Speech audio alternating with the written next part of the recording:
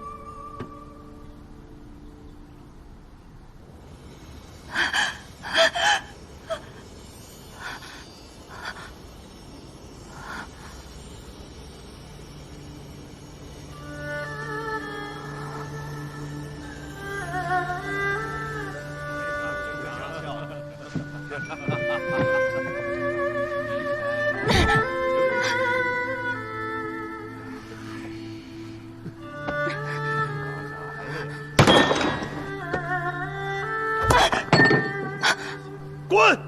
你坏了我的兴致。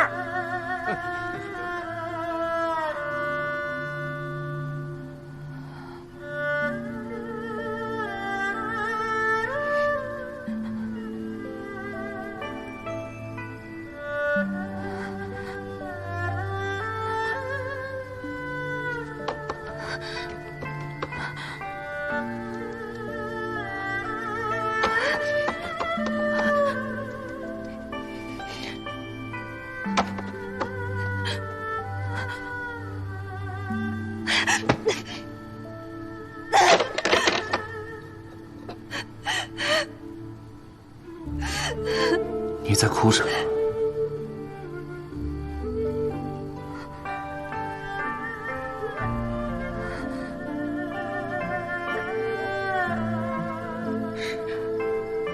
谁在说话？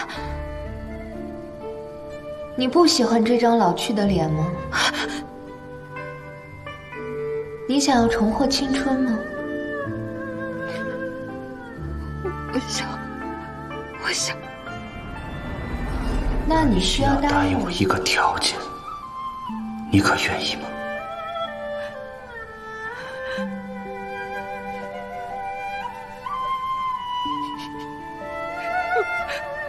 我愿意。你需要答应我，永远留在我身边。你只需要答应，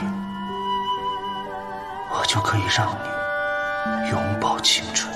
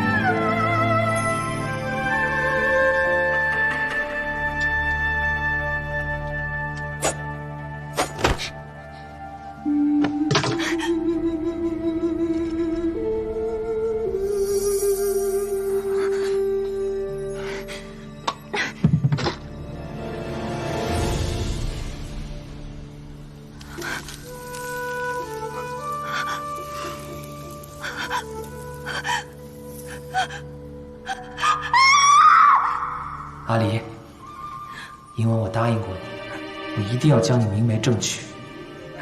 我还要让城中所有人都知道，将嫁与我为妻的人，是这世上最美的女子。无论你变成什么样子，我都会一生一世的疼你、爱你、对你好。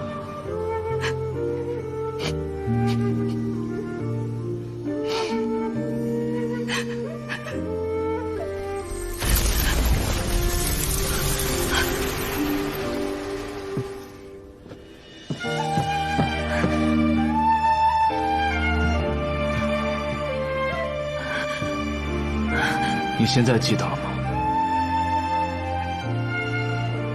他们都是贪图你美色的人，他们不懂你，只有我才是最爱你的人。原来我爱的人，全都被你杀了，一个又一个，我要杀了你！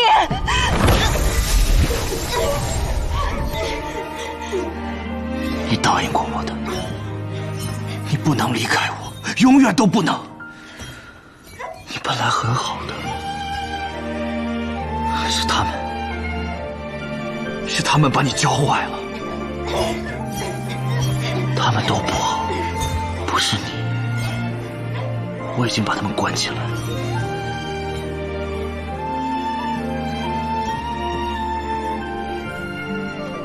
那些不好的都忘记了，阿离，咱们重新开始，好吗？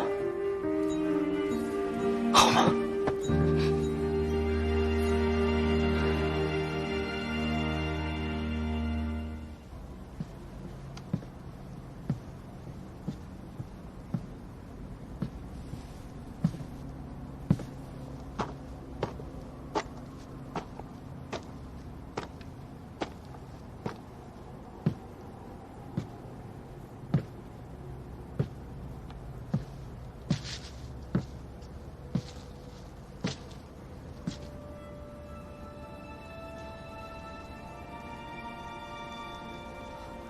装神弄鬼。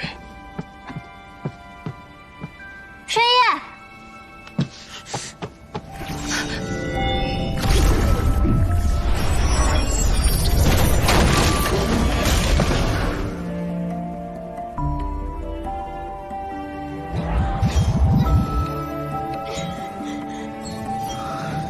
你等我一下。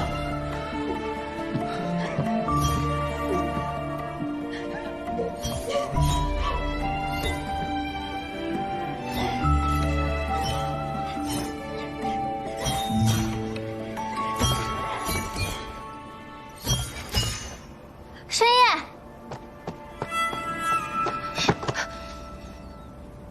谁让你们进来的？深夜救我！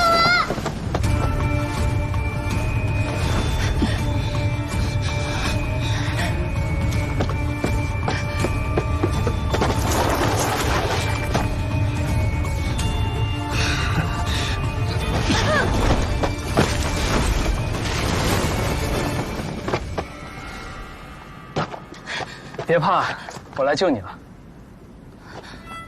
你这个妖还有点本事啊！去后面找个位置好好看看，看看我怎么收拾他。你自己多加小心。放心吧。口气真大呀！口气大还是有真本事，你一会儿就知道了。贪狼！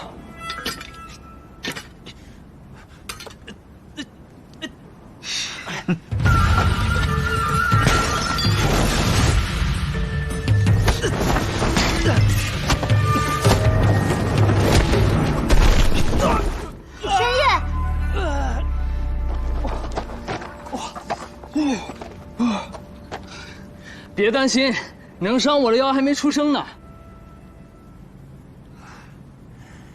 撼山！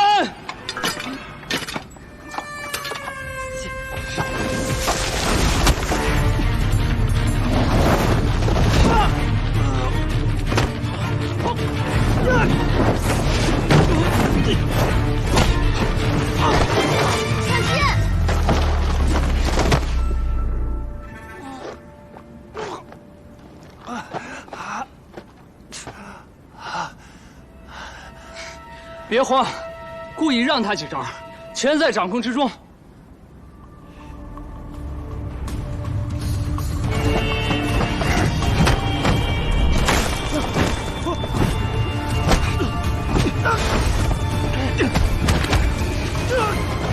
深夜，你没事吧？啊，没事，全在掌控之中。你为什么不拔剑啊？区区小妖不值得拔剑。你好像有点不太一样。哪儿不一样啊？小子，你还不明白吗？明白什么啊？你碰了我的镜子，有一部分的你被我封印住，你现在不是我的对手。我呸！挺大岁数妖怪了，要点脸吧你！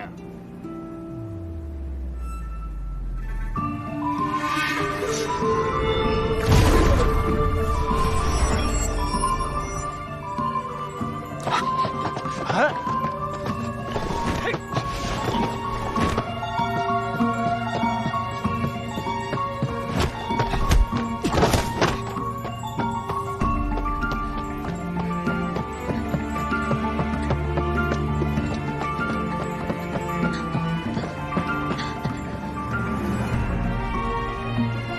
轩烨，不要！不要！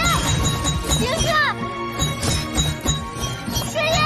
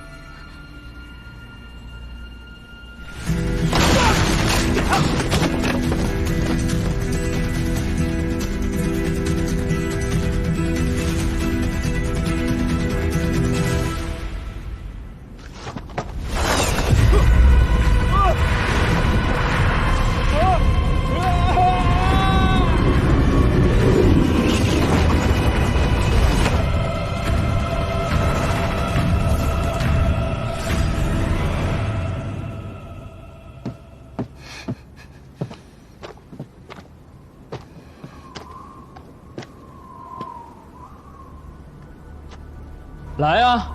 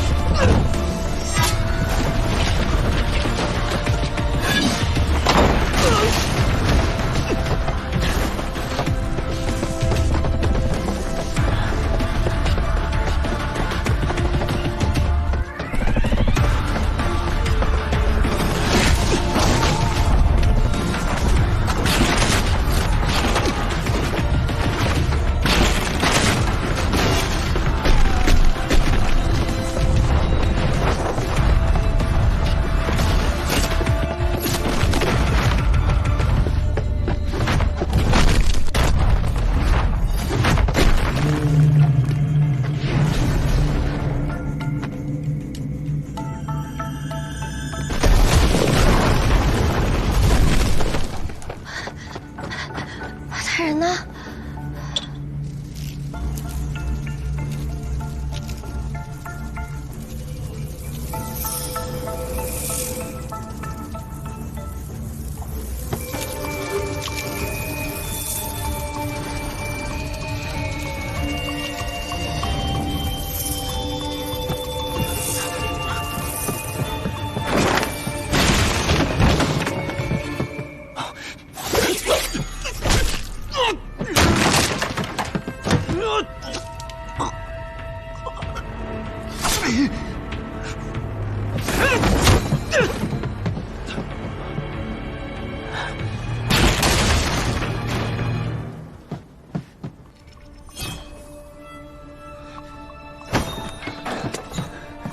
阿离，阿离，跟我走。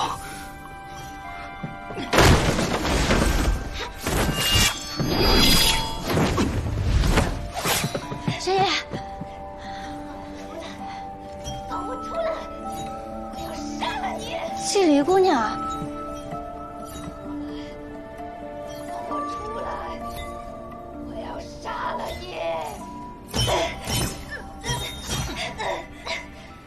我真是小看你了。我有一件事情要问你，最好老实回答。听不懂我说话是吧？你曾经在南阳城掳走了一个叫段银衡的人，他现在在哪儿？南阳城蓬莱县左手第3户，有人放火烧了那里的宅子。我在现场看到了一面照不出人影的镜子，我爹的房间里也有。所以是不是你放火杀人，掳走了我爹？是我。为什么？半年前，我受一位妖族前辈所托，去抓你爹。在渊州的时候，我差点就得手了。他很警觉，拖家带口逃去南阳。我一路追去，就在我得手之际，却有妖横插一脚，借了你爹一条命。借命？是，他变成了你爹的模样，做了那场火灾，帮助他假死脱身，差点就把我骗了。幸好我追到你家，把他擒住。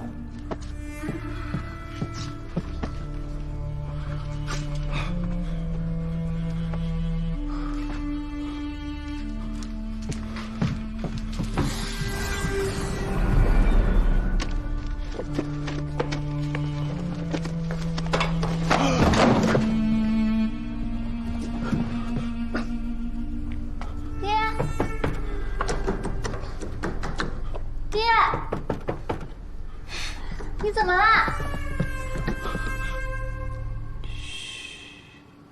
我求求你，不要伤害我女儿。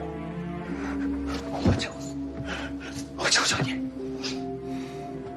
放过我女儿，我跟你走。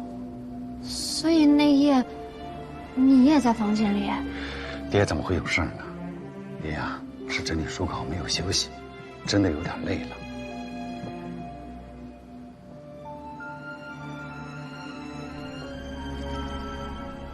让你抓人的那只妖是谁？他在哪儿？说。好，我说。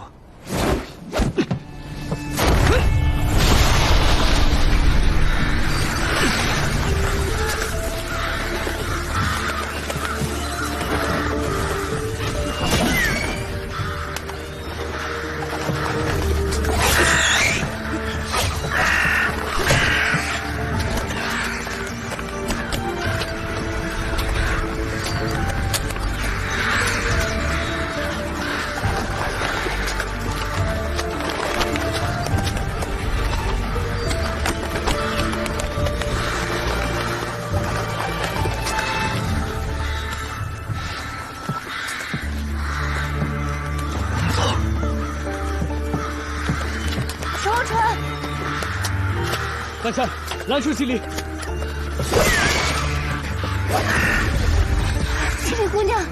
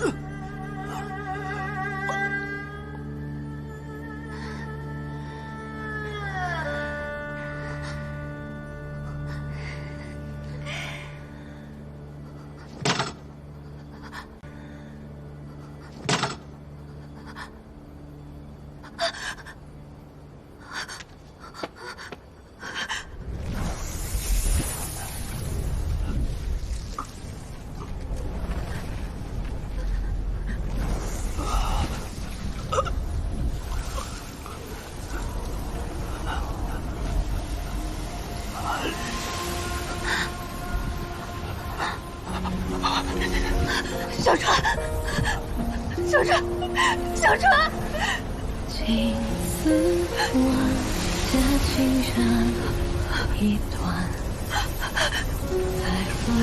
川，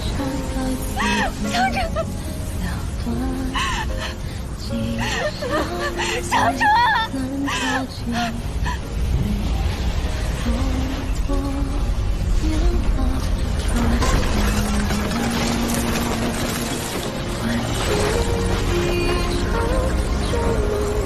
大夏，我们走吧。等一下，距离这马上就要瓦解了，我们赶快走吧。这里是他的记忆之间，他死了，这也要他。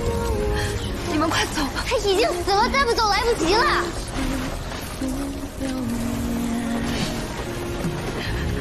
我爱的人死了，恨的人也死了，一切都结束了，咎由自取，怨不得别人。快走吧。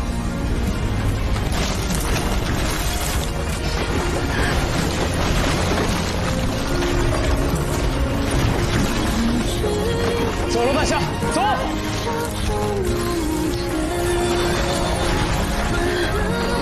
小川，爱恨皆消散，你我终于两清了。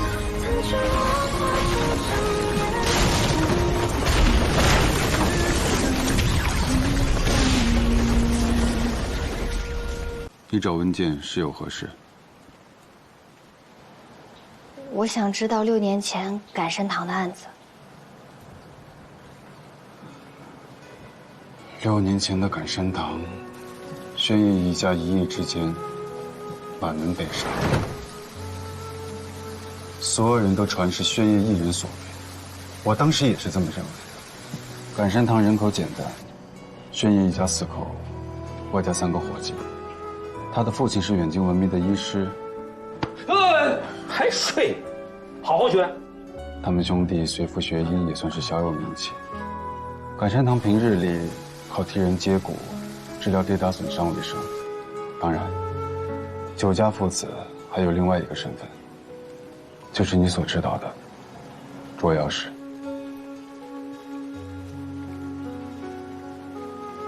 血案发生时，我刚到广平，那是我来到广平城后办的第一个案子，也是我生平所见最可怕的案发现场。 若非我亲眼所见，根本无法想象。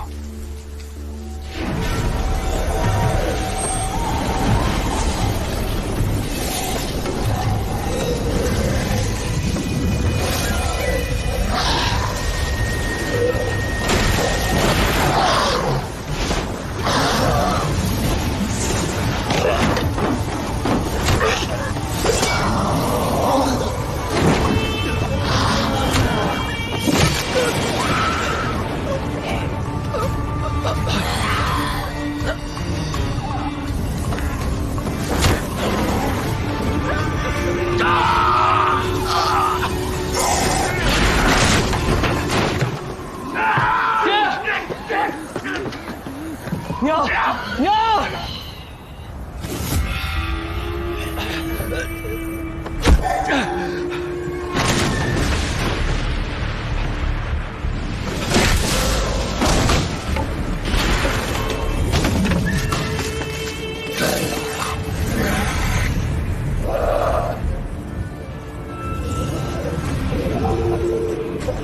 让开！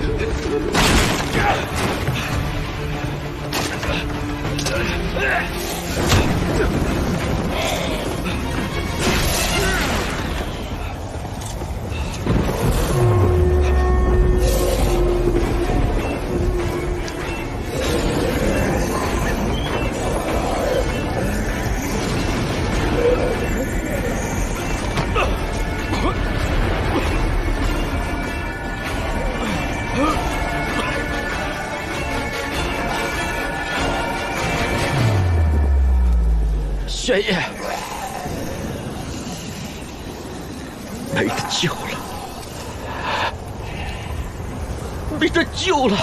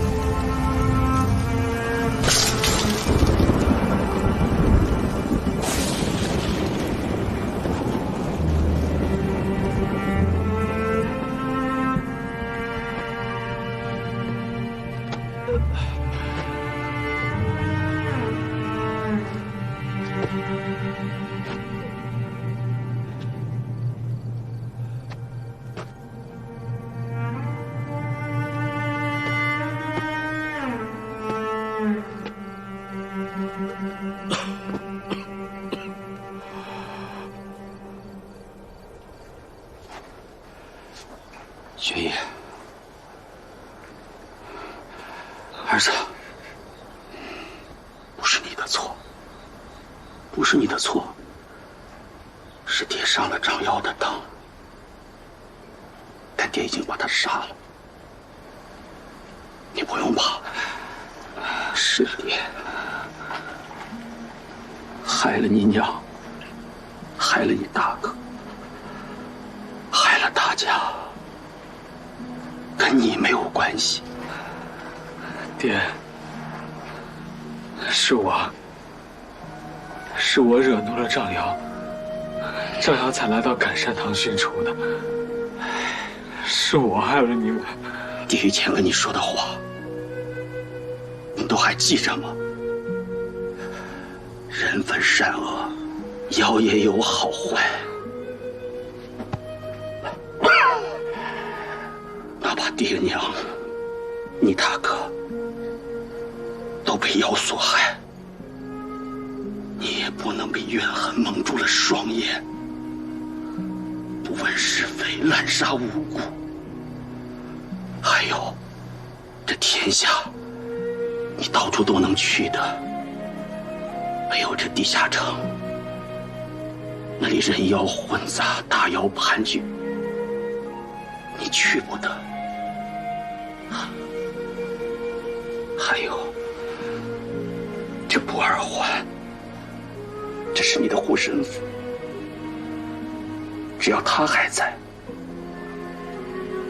你就安全。你记住了吗？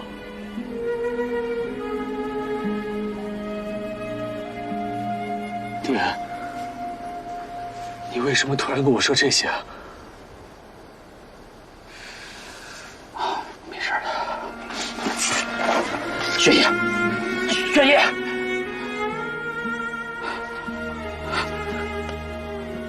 爹，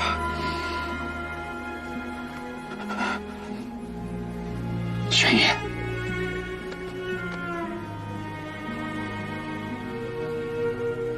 赶山堂就交给你了。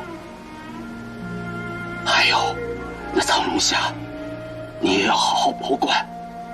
那五把剑不是寻常的兵刃，尤其最后2把，不到万不得已，绝不能使用。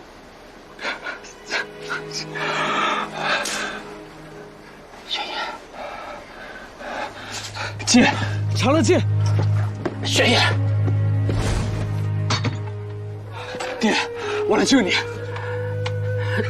别费力气了，因果未到，长乐不现，说明这一切也是天命。我们9家命中注定会有此一劫，只是苦了你了，雪野。爹也不知道，对你来说，什么才是最好的。我怕我错了。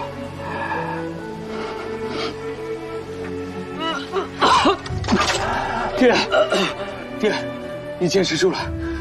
这世上有这么多中药师，一定能找到可以解张瑶毒术的中药师。我带你去治病，走。没用了，没用了。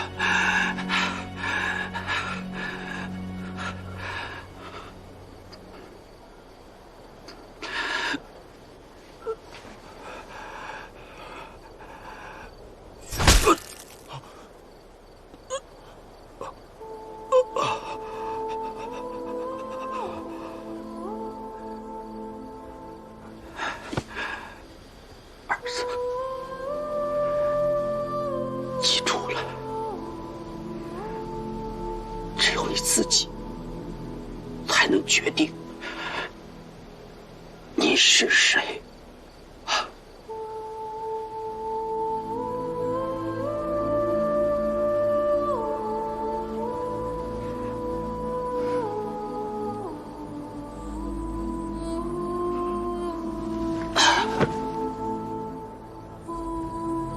爹，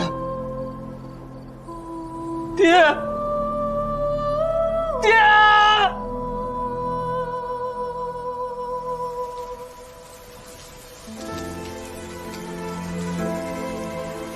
当我赶到案发现场的时候，天已经亮了。宣野跪在血泊之中，手里握着杀死他爹的那把短刀。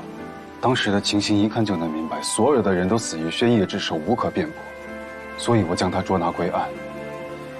这些年我也一直坚信，他就是杀人凶手。直到这几日，我相信了世上有妖，便跑去问温剑。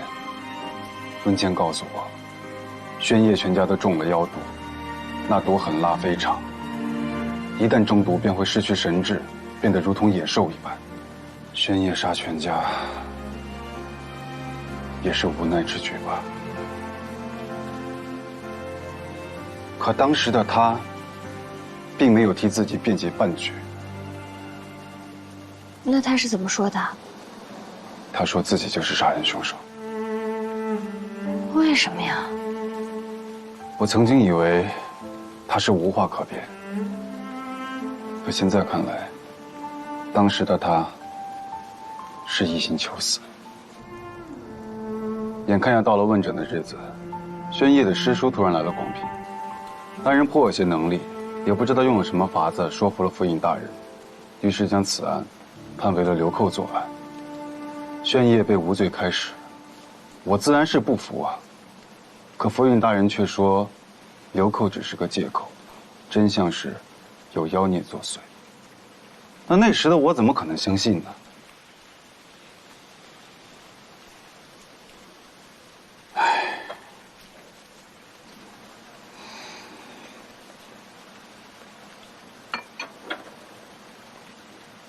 楚捕头，你可知道宣业有没有受过什么重伤啊？做这一行的，哪有不受伤的？是小的时候受的伤啊，那我就更不知道了。这些年我一直以为他是杀人犯，处处与他为难。我跟他可算不上朋友。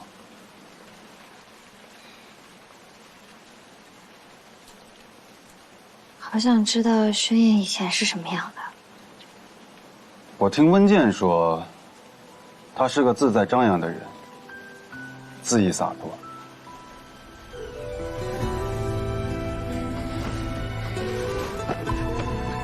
别怕，我来救你了。你这个妖还有点本事啊！鲜活自信。别担心，能伤我的妖还没出生呢。觉得自己天命不凡，了不起，眼高于底，嚣张得很。我呸！挺大岁数妖怪了，要点脸吧你！可他现在，谁经历过那样的事，都会变的。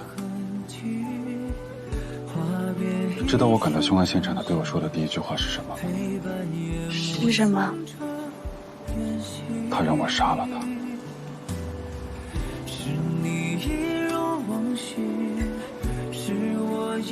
好在都过去了。是啊，都过去了。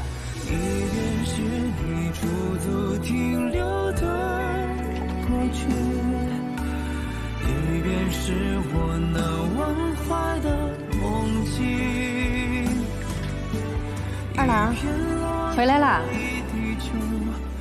饿了没有？饿了就先找点东西垫垫，饭马上就好了啊。二郎，你看这次上的货特别好，肯定能挣好多钱。是二郎，真的很好。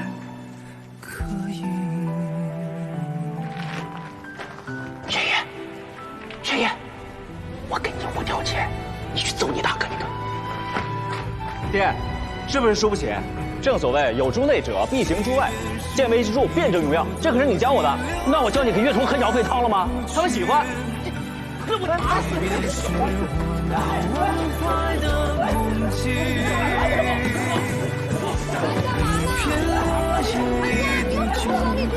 一滴渐入心，一场回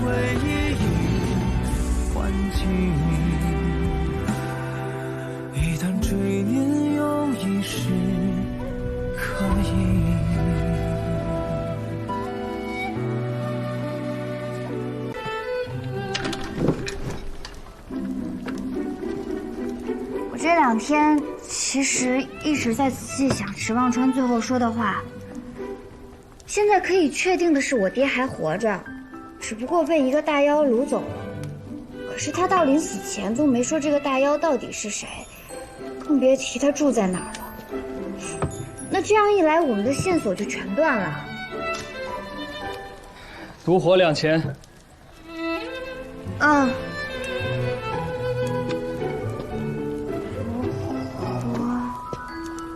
找到了。石望川还说，我爹之前找妖借过命，想要假死脱身，只不过失败了。柴胡2000。柴胡在上数第2排第5个抽屉。上数第2。啊，找到了。那么现在问题就来了，他说的这个换命妖到底是什么呀？他既然敢借命，就说明他有全身而退的法子。那是不是如果我们找到了他，就能知道我爹的下落啊？你是不是忘了什么事儿啊？什么事啊？我之前不是跟你说过吗？我们捉妖师干活都是要收钱的。我帮你忙可以啊，但你必须付钱。1000两银子。那你之前抓蛮年和池望川的时候，没见你收银子。广平府的耿大人曾经帮过我，我答应过他，只要他在广平1日，我便保他治下百姓平安。那我也是他治下百姓啊。再说了，我之前还帮过你呢，要不是我的话，你哪能那么快抓到禁妖？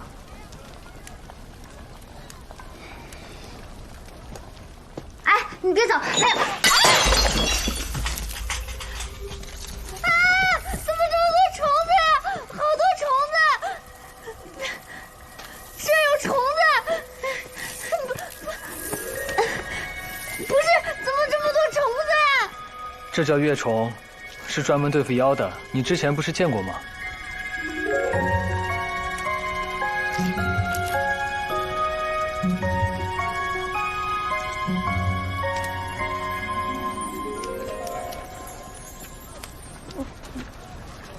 你好好的药店里面放什么虫子啊？你害怕？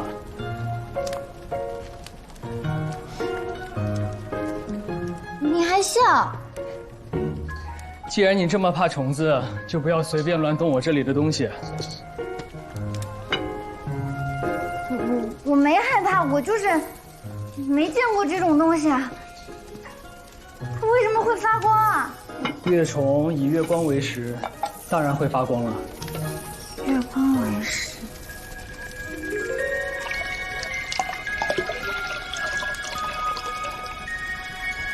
那你现在手里的是什么？它们偶尔会是一些鱼鳃、羊肺。怪人养的怪虫子。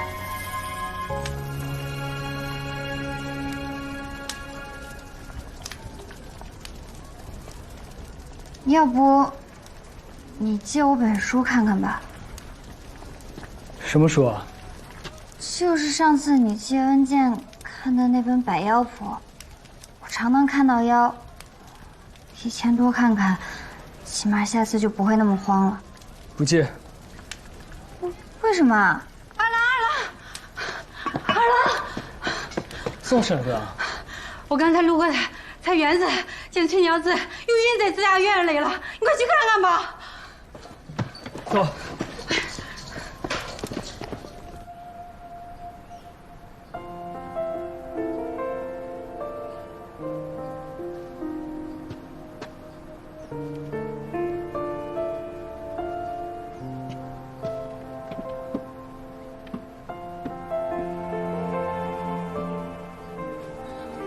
邱大夫，崔嫂嫂，好些了吗？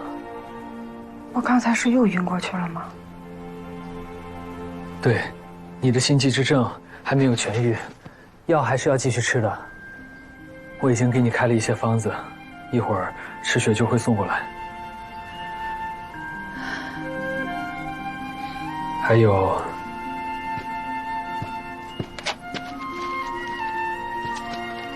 这个。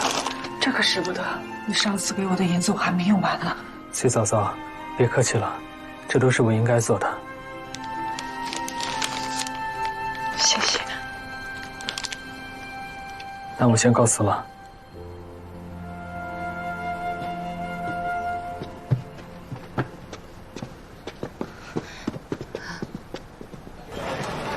那个崔嫂嫂是谁啊？我家伙计的娘子。你家哪有什么伙计？尝这个，如何？所以你也看到了，我人缘不佳，药铺几乎也没什么生意，衙门的差事少有报酬，还有几户人家要养。你找我帮忙，还好意思赊账讲价吗？主要是你要的那1000两太多了，要不这样，我先付给你一部分，等你到时候把我爹找到了，让我爹付给你，他有很多钱的。行，那我再挑一点。我觉得吧，这个嘿嘿嘿，哎，让开！快让开！这么快啊！中了人了！让一让，让一让，让一让，让一让。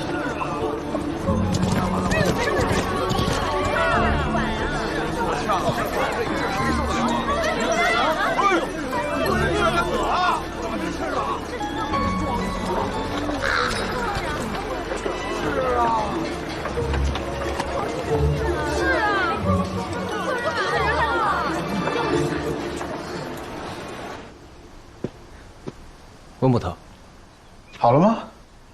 好了，多谢。咱们走吧。当真是太险了，你没被吓到吧？那被撞的那个人怎么样了？现在都没救了，当场就没了。老实点，老实。又是你啊，高公子。二位，大人呢？后院呢。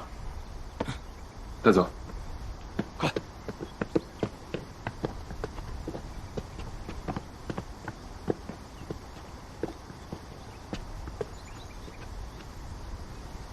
那个人会怎么判？当街纵马，伤人性命，这混蛋不是第一次了，本大人不会轻饶他。天色不早了，你俩先回吧，我再忙一会儿啊。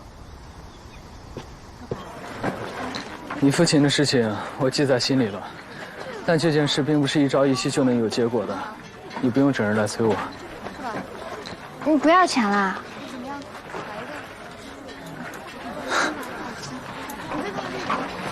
你有白头发啦？没事儿。你自己又看不到，明天我们去买些黑豆做豆尖回来给你染头发。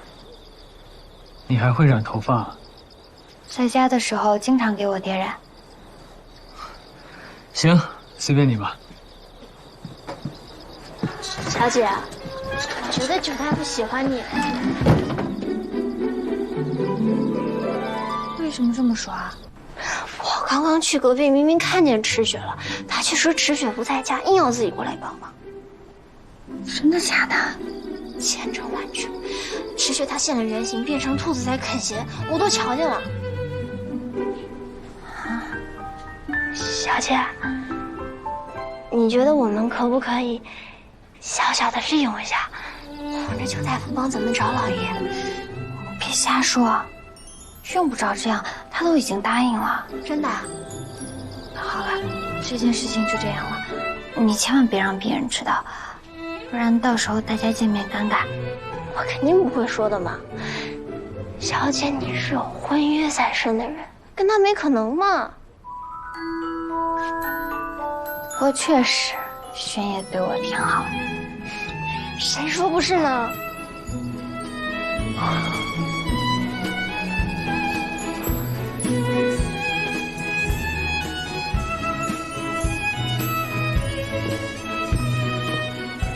新叶，我回来了。我买了点心，你吃吗？池雪，这是什么？啊，这是我的宠物。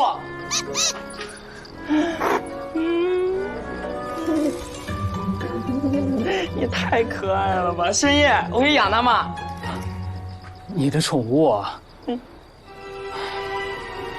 不能养它。啊？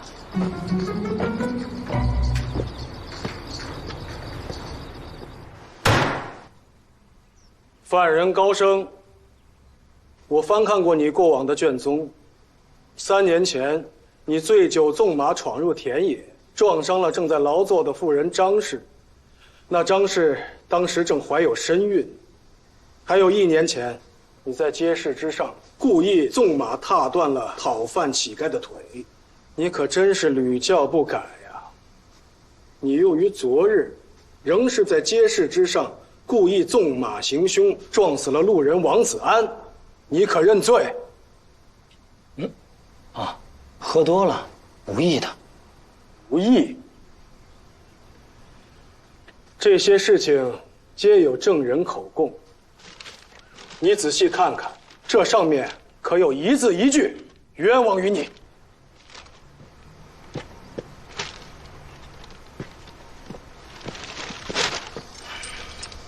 大人，不必审了，我认罪便是。他们要多少钱，我都赔。赔钱那是自然的，不过你更要偿命。大人，我喝多了，您也喝多了，您也不是初到广平，连我们高家都不知道吗？大人，这位是城东高员外的儿子。哦，他还有个姐姐，3年前入了襄王府当了侍妾，生了3个儿子，得宠得很。大人您放心，该赔的钱1分都不会少，我不会让您为难，我也会去牢里坐上几日，全当是忏悔赎罪了。你若想真心忏悔赎罪，便去地府诉与那死者们听吧。来人，在。犯人高升故意纵马行凶，依照我朝律法押入大牢，秋后问斩。是。好。你敢？我姐夫可是当朝王爷，你敢动我？我姐过几日就要回来了。那高公子，您的姐姐何时回来呀？3日后便回。哎呀，那便明日5时即刻问斩，押下去。是。你敢？我姐夫饶不了你，饶不了你。你放心吧，我会照料好祖母的。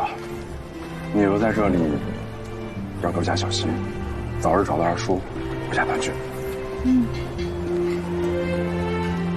先前是我远不识泰山了，多谢九兄不计前嫌，这份恩情段某记在心里，来日定当厚报。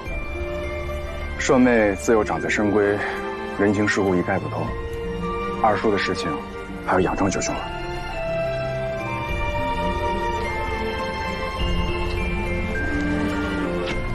一路小心，照好自己。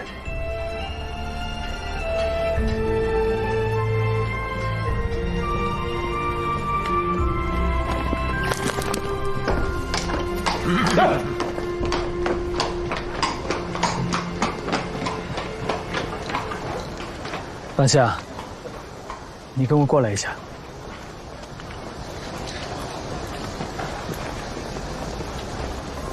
我说吧，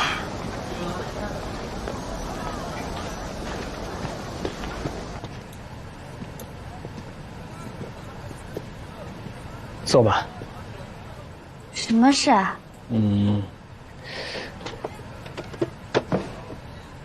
尝一尝吧，这个是池雪昨天晚上买的，就是你兄长醉酒的时候，听周找我去帮忙的那个时候买的，味道还不错，你可以尝一尝。啊，好。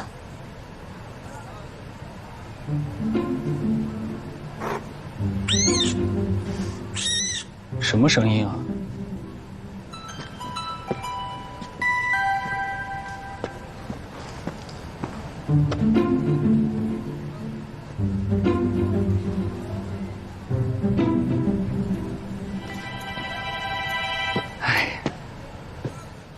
池雪养的兔子。啊，他不就是兔妖吗？他养什么兔子啊？是啊，我也不知道，可能给自己养媳妇吧。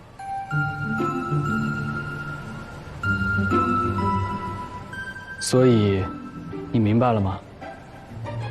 是吗？你不明白啊？啊？你喜欢吗？喜欢送你了。啊？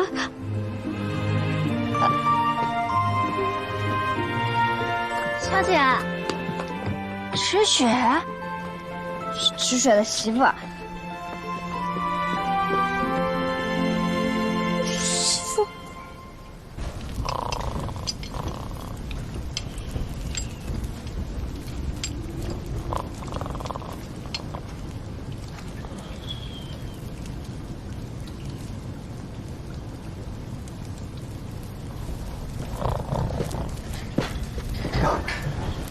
心可真够大的，明日就要上刑场了，他竟然还睡得这么沉。哼，喊了一整天了，估计是累昏了。走吧，走吧。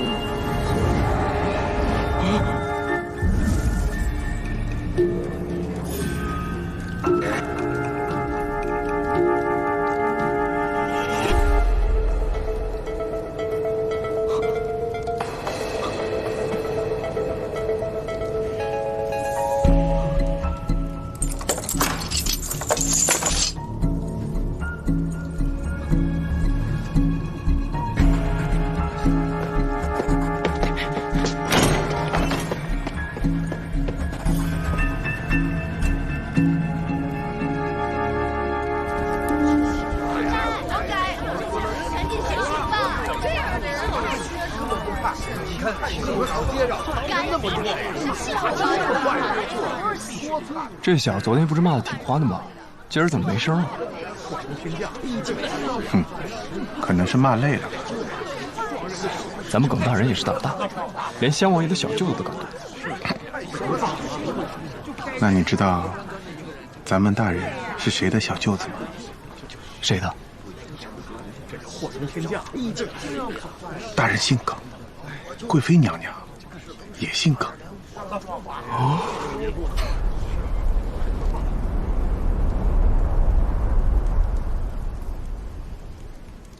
53刻已到，行刑。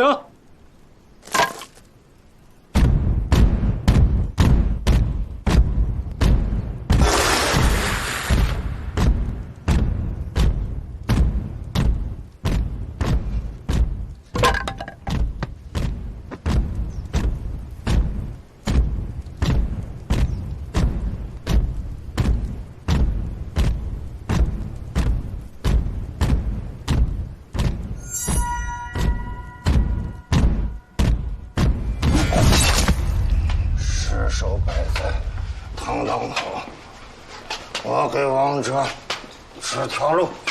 我劝王者，你莫走南，南边有座火焰山。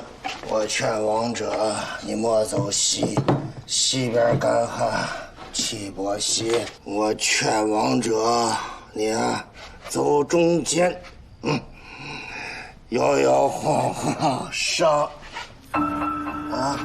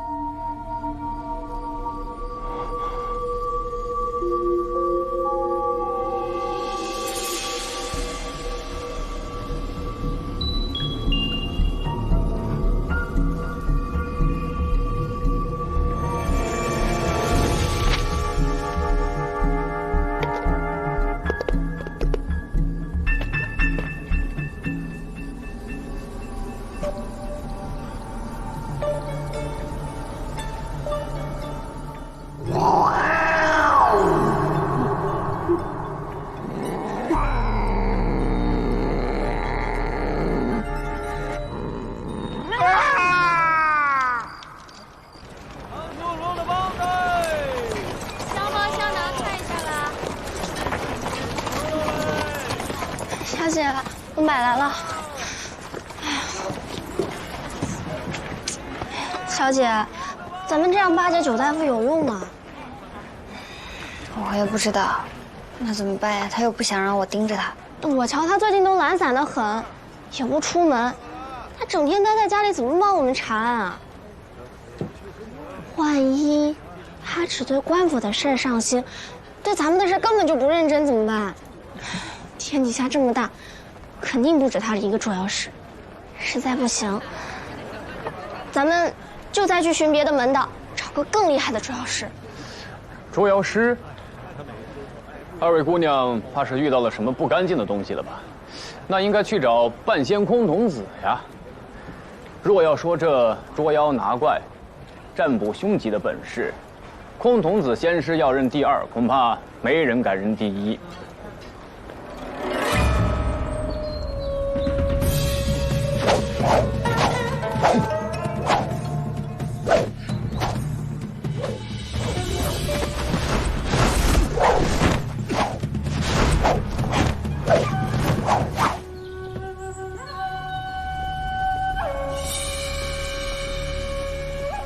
见过仙师。昨夜本仙师夜观天象，得见乾坤气清，瑶光星现，想必是有贵客登门，便是姑娘了。仙师过誉了。先前听闻仙师的本事，天上有，地上无。我本来还有几分存疑，如今一见，确实是仙人之姿。姑娘懂剑？啊，我不懂，但我少时读过书，书上记载有一种高明的身法，名唤雀步飞，其是挪腾翻转之间，身姿飘逸灵动，肩膀却稳如泰山，即便鸟雀飞来，停在肩上，也不会感受到震动，不愿飞走。我一直以为是作者的杜撰，没想到是真的。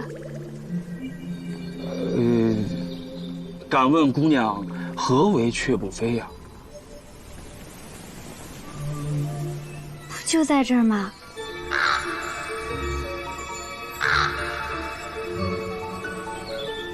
这个是乌鸦吗？为什么是白色的？这是仙师你养的吗？啊，这，人送走了？回老爷送走了。老爷，这位段小姐一看就是大户人家，肯定很有钱。这肥羊都送到嘴边了，我们可不能不宰呀。哎呀，再说吧，再说吧。这姑娘有些门道，有些诡异啊。哎呀，很疼吗？不疼。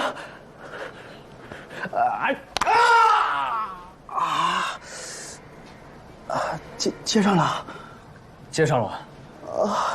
这几天你要多注意啊，不能干活，也不能提重物，回去要多休息几天。好。给，多谢九大夫。不客气。告辞。今年刚上线。哎，小姐，小姐，小姐，你等等我。半夏。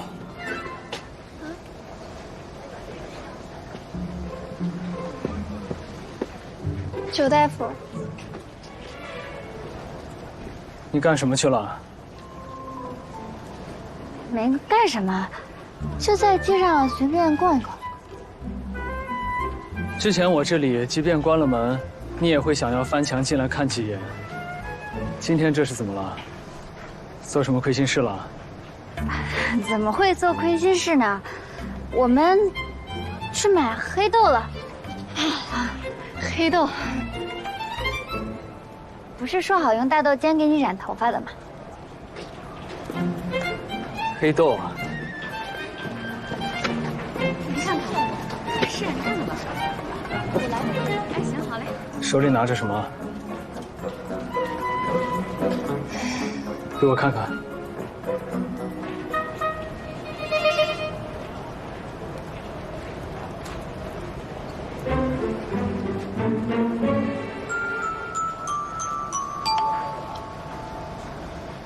你去找空童子了？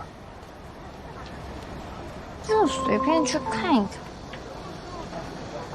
他是个骗子，小心被骗得倾家荡产。小姐，你说九大夫会不会生我们的气啊？你说呢？那他会不会就不帮我们救老爷了呀？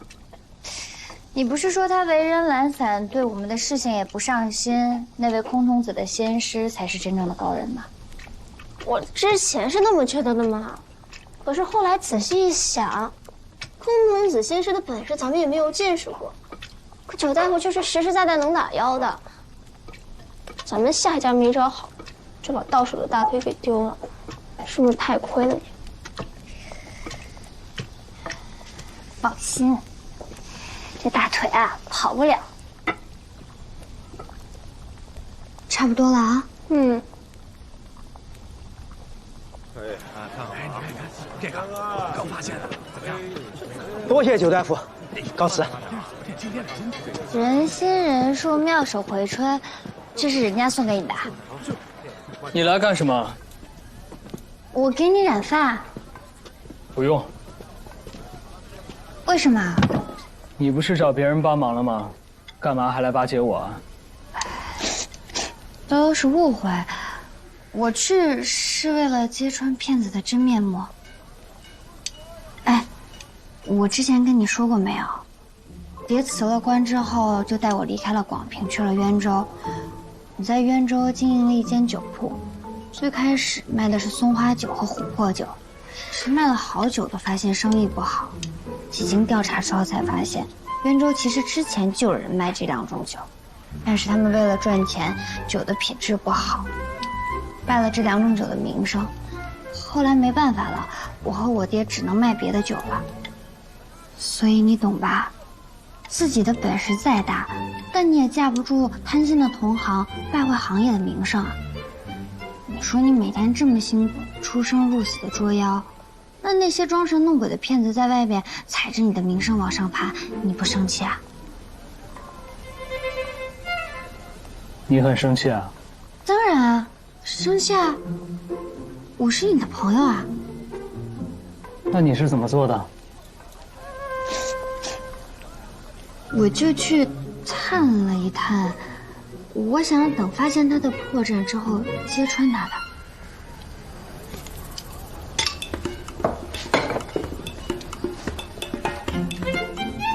玄野，玄野。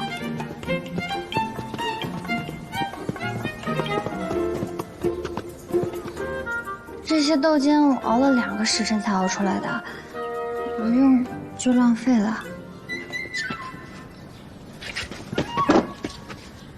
你坐。干嘛？坐。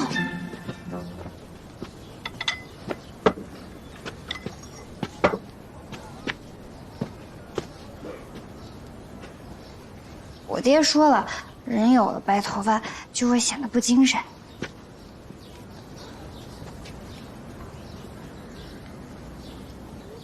空童子怎么说？他说我最近大凶，但是如果用了他的法宝之后，就可以消灾避难，化险为夷。你给他钱了？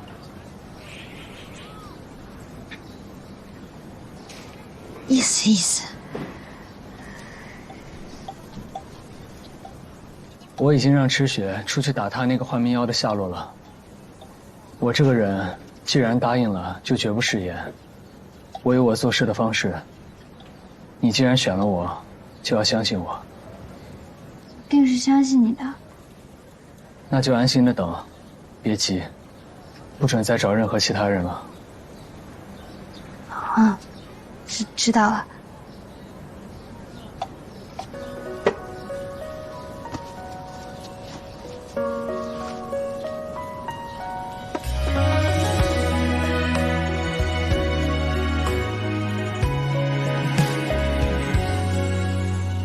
有心人如春风含笑，比肩明月来相照。无需多言，我已知晓，情丝如墨，时光迢迢。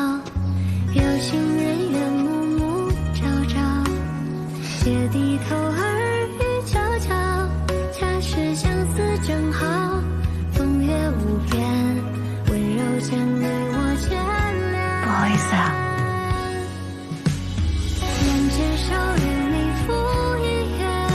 找到了。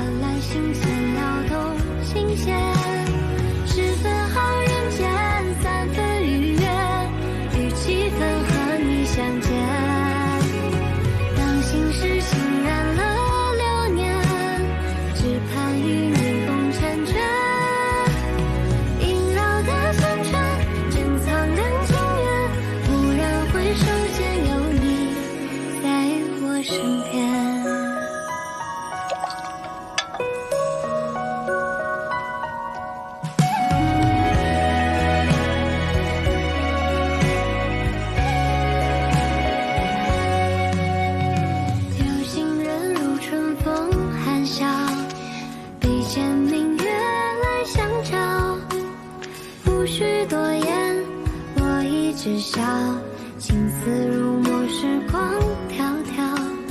有情人愿暮暮朝朝，皆低头耳语悄悄。假使相思正好，风月无边，温柔将你我牵连。怎么流的到处都是？人只手与你赴一约，蓝蓝心弦撩动心弦。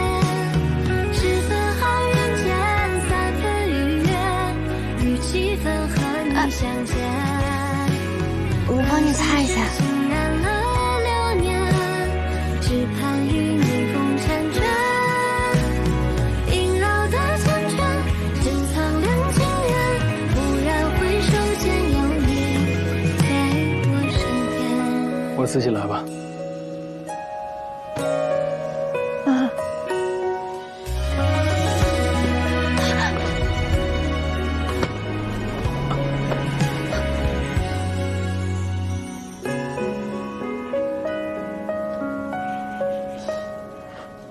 轩烨，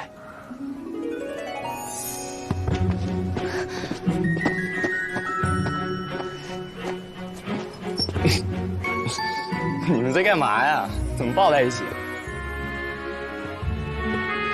我在给轩烨染发。染发？小姐，九大夫不生气了？还是九大夫靠谱些，以后咱们就听九大夫的，好等消息，再不折腾。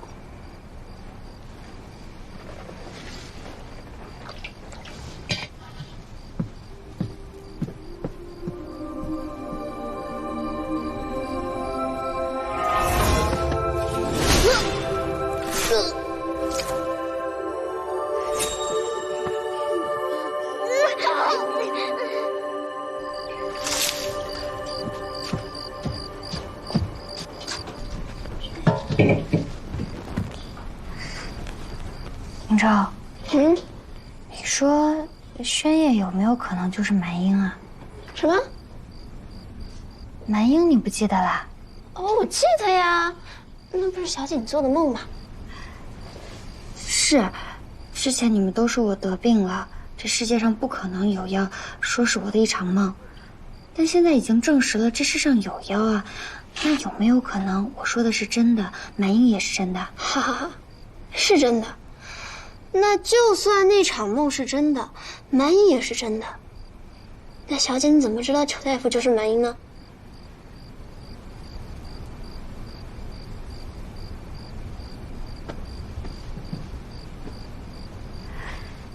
轩烨啊，他有一个这么大的伤，就在左胸口的位置，而且是个贯穿伤，跟当年蛮英受伤的位置应该一模一样。小姐，你脱了九大夫的衣服？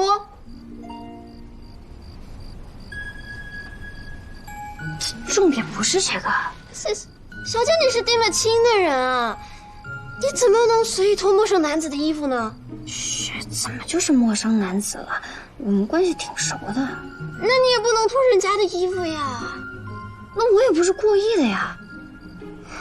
小姐，我知道你不喜欢李家公子，但这事是老爷定的，在你没有把这件事情处理好之前，就算你喜欢上了别人，也只能在心里默默的喜欢，怎么能动手动脚呢？什么叫动手动脚？你有没有动手动脚，你自己心里清楚。反正我会替老爷盯着你的。谁是小姐啊？谁是小姐？谁是？就盯着你！我把东西拿走。走了，小姐，你别做梦了。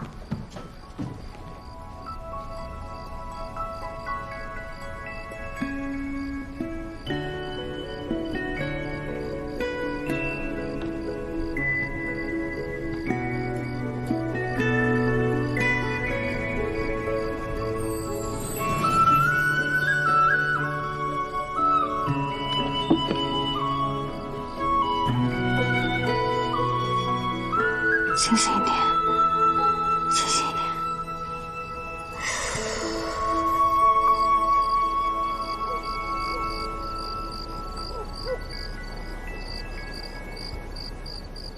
玄烨，我查到画面1的消息了。说说吧。之前有个小子纵马行凶，撞死的人被耿大人砍了脑袋，这事儿你知道吧？知道啊。但有消息说，那人没死。没死？没错，有人看到他出城了，而且说的很真切。现在衙门已经在暗中派人找他了。你说，这寻常人哪能死而复生啊？没准就是跟半夏他爹一样，是被妖换了命了，对吧？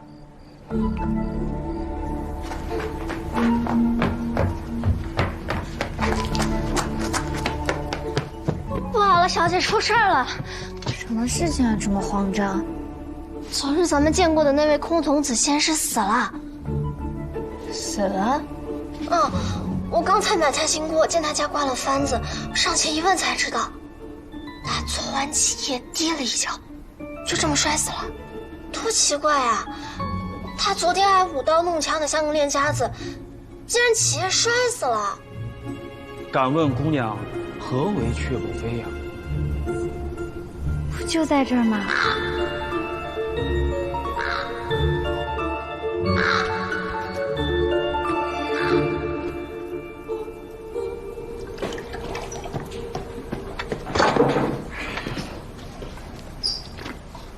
怎么了，玄烨？衙门正忙着呢。我就是有一件事情想要问问你。啊？那个当街纵马撞死人的纨绔，真的死而复生了？你也听说了？啊？怎么？他前几日不是被砍了头吗？可这几天又有传言说他没死，我们都没上心，只有幽篁当回事儿，正找人调查呢。无风不起浪。这莫非世上真有起死回生之事？未必是起死回生，很可能你们砍的那个人根本就不是他。这不可能，我亲自验的人。好了，你先回去吧。这件事如果有后文，及时来告诉我。啊。白色乌鸦，出现白色乌鸦人就会死。白色。哎，半夏，你这么着急，去哪儿啊？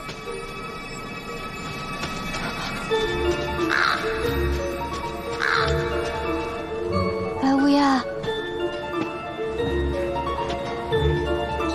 你头上有白乌鸦。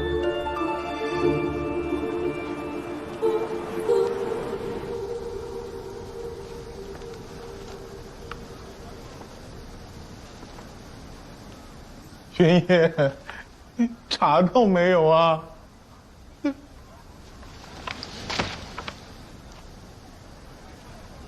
半夏，那个乌鸦大仙，他还在吗？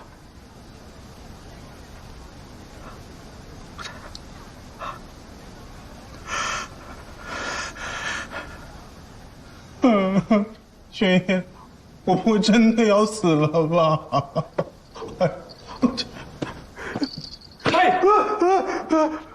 我要你3个字。不容易3个字。别闹了！吓死我了你！可是我不明白，为什么白乌鸦出现就会有人要死啊？那日在池王川的幻境中，他曾经驱使白乌鸦攻击我们，我当时以为只是他的妖术，但没想到，这白乌鸦竟然是他的半生妖物。那不对呀！我和那位赤忘川大仙远日无仇，近日无怨，他要害也是害你呀，怎么到我身上来了呀？白乌鸦仅仅是一种灵物，并没有害人的本事。什么意思啊？也就是说，死亡是因，白乌鸦是果，是因为你的命数已到，它才会出现，并不是因为它的出现，你才会死。所以白乌鸦出现，只是预示人死亡，不会致人死亡。没错。那也不对呀，这不是跟他能看到妖怪的眼睛一样吗？这是好事儿啊！怎么，那个赤忘川觉得她漂亮，喜欢她，把半生妖送给她了？你以为能看见死亡是一种馈赠啊？不是，这是一种诅咒。